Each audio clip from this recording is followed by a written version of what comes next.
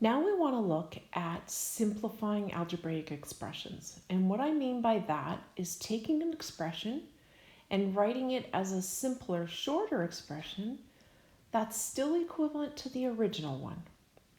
So let's consider this expression right here, 2x plus 3x. That expression has two terms, 2x plus 3x. Okay, so you could say it's a binomial, but the thing with this binomial is that it can be simplified. And to help you visualize that, I want you to consider algebra tiles. So if you recall from our last video, an X is a rectangular tile, okay? That's X units long and 1 unit wide, okay? And that this number right here in front of the X, which is called the coefficient, tells you how many X's you have, okay? Yes, it means multiply, okay? So 2x means 2 times x, but the coefficient also tells you how many x's you have. So if I have 2 x's, I have 2 of these x tiles. Okay, so I've just drawn 2 x's. I'm now going to add to that 3 x's. So I'm going to add to that 3 x tiles. So there's one, here's a second, and here's a third. And I hope that what you see now is that all together we have 1, 2, 3, 4, 5 x tiles. So that 2x plus 3x can be written as in a simpler expression of just 5x. Okay? 2x plus 3x equals 5x. Now, you can't always simplify expressions, but in this case, you can simplify the expressions because the terms are what we call like terms. And I think you've probably heard that before, okay? So let's look at what I actually mean by like terms. Here is the definition for like terms. Like terms have exactly the same variables raised to exactly the same exponents. So in our previous example, 2x and 3x were like terms. They both have an x in them. What's different about them is the coefficient, how many x's you have, okay? The variable part of like terms has to be exactly the same. If I give you another example right here, if I said 2x and 3y, they are not like terms, okay? Because one of them has an x and one of them has a y, so they don't have the same variables, okay? And then the last part of the definition says raised to exactly the same exponents. So if I gave you the example of 2x and 2x squared, they are not like terms because the first expression or first term has just an x and the second one has an x squared. And why like terms are important is if you want to simplify an algebraic expression, it can only be done by simplifying the like terms. So I want you to pause the video right now, and I want you to look at the example here.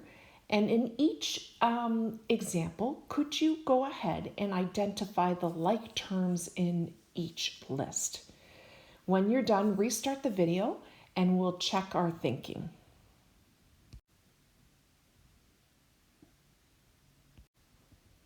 So now let's check our answer.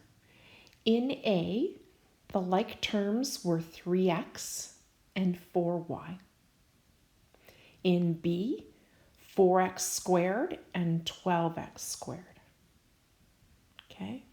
When I look at C and I look at all the terms, and figure out which ones have the same variables raised to the same exponents, there are no terms that actually have the same a's and b's and exponents in them, okay?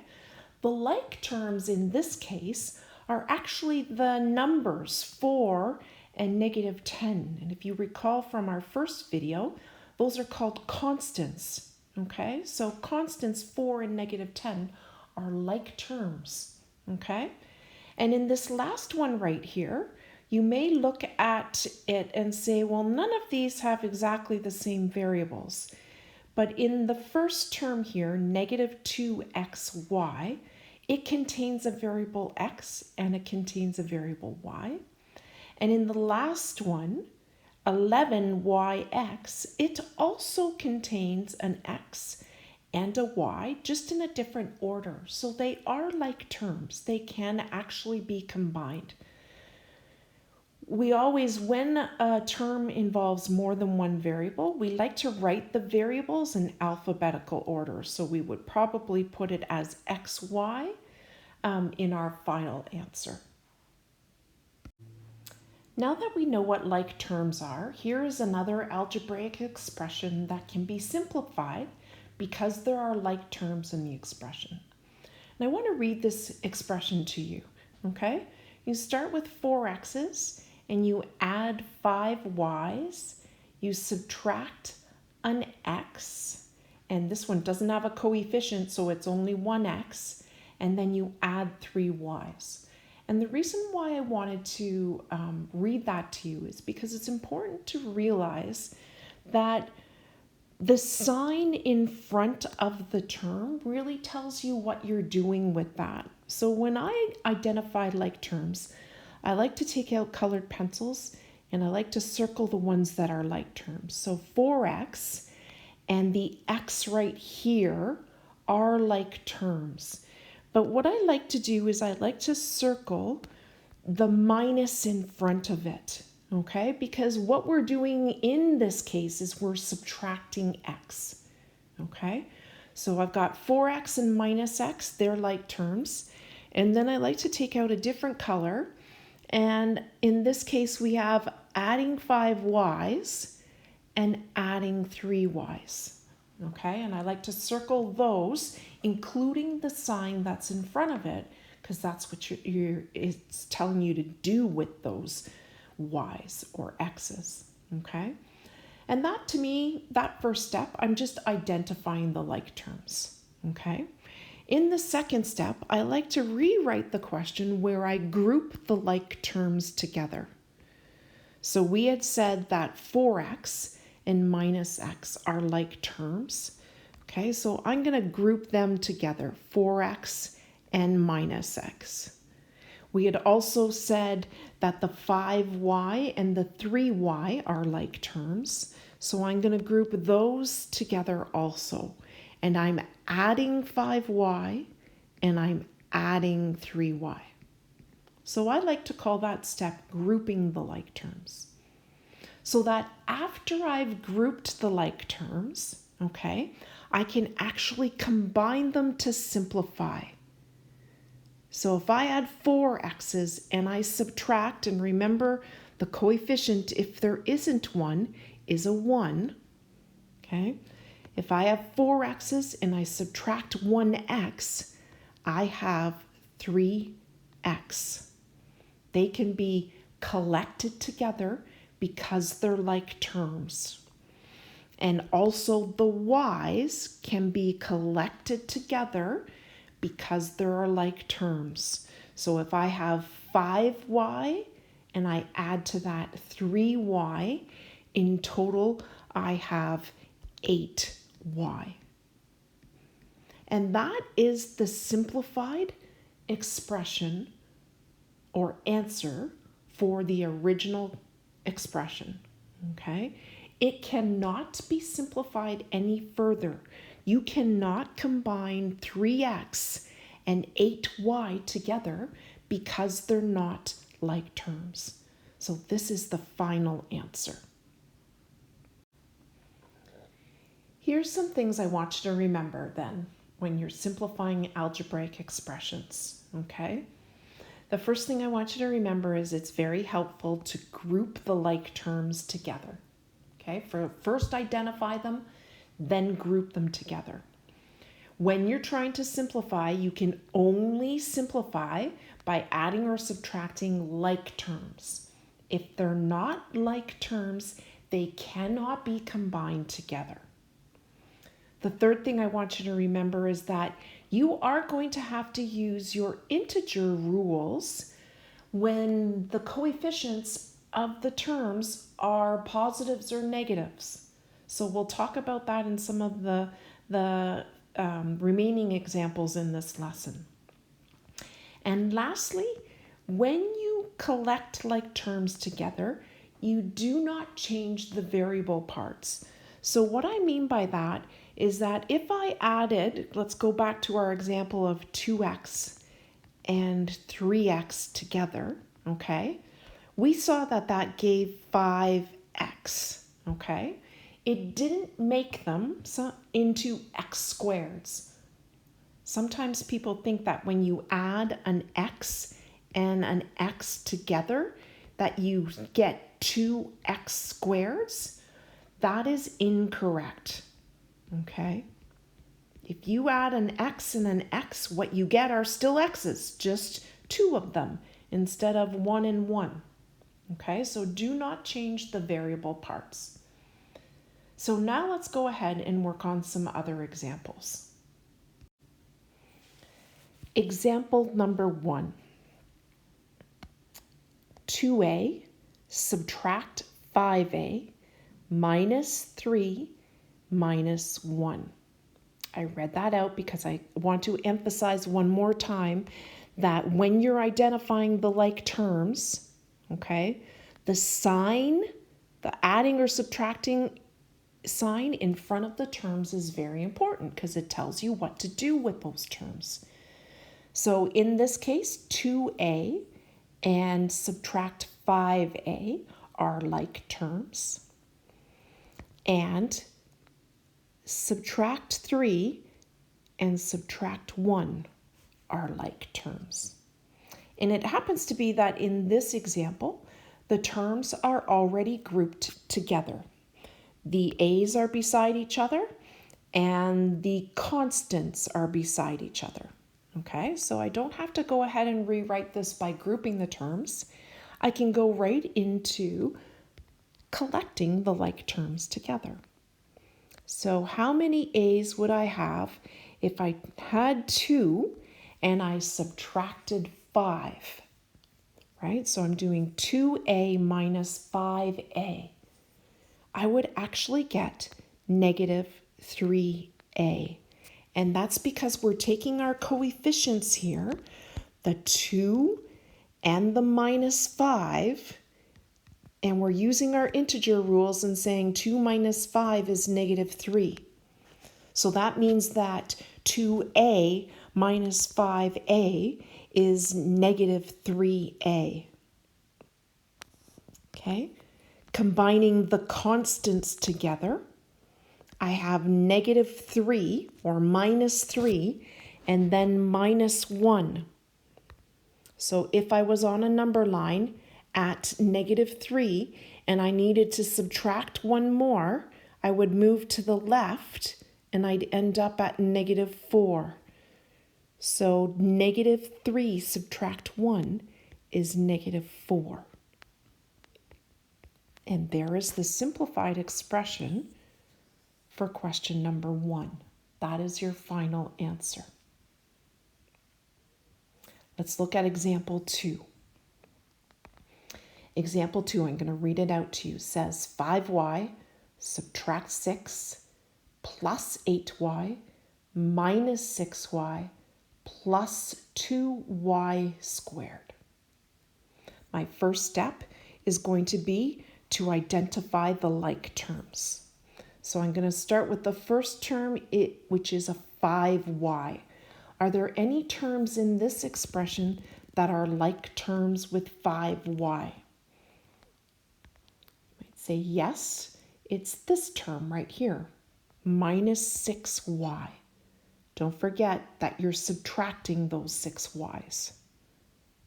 Okay, I'm going to go to the next term in the expression, which is the constant -6. Are there any other constants in this expression? And there's a +8 right here, so they are like terms. And then there's one remaining term, and that is a positive or adding 2y squared, but it doesn't have any like terms to combine with it. Okay, so I've just identified the like terms. I'm now going to rewrite this expression where I group the like terms together. And when you rewrite this, common practice in mathematics is to write the terms with the highest exponent first. So the term with the highest exponent in this expression is the 2y squared. I'm going to write that term first. And then I'm going to write the terms that have just a y with them. And so that would be these 5 y's here. And I know that there's no sign in front of those, but those are positive y's. So positive 5y. And then there's also -6y from right here. Okay, those two. And lastly, I'm going to write the constants. There's a -6, and then there's a +8. Okay, so I've grouped the like terms together. And now I want to combine the terms that are like. So the positive 5y and the -6y, they are like terms, they can be combined. And the -6 and the +8 are like terms, and they can be combined. There's nothing to combine with the 2y squared, so it just remains as a 2y squared. But let's look at the 5y minus 6y. Okay, if I looked at just the coefficients, positive 5 minus 6, so 5 minus 6, that gives me an answer of -1. So that if I had 5y minus 6y, that gives me an answer of -1y. Okay. Now let's look at the constants. I have the number -6, or I'm at -6 on a number line, and I add 8, I would now have +2 as an answer. Okay, so we've simplified that. There's one other thing that you can do, and that is if ever a term has a coefficient of 1, you don't actually need to write the 1. So this term right here, the y term, has a 1 in front of it. That can be written as just -y as opposed to -1y. Would I mark it wrong if you wrote -1y? No, I wouldn't. But I want you to realize that if you check your answers in the back of the textbook, okay, they will probably show -1y as -y and not write that 1 in front of it. So one more example. This example says we have -4x. We're going to add 3xy. We're going to subtract 5x. We're going to subtract 4xy. And we're going to subtract 2x. Okay, so let's start by identifying the like terms. -4x is the first term in the expression.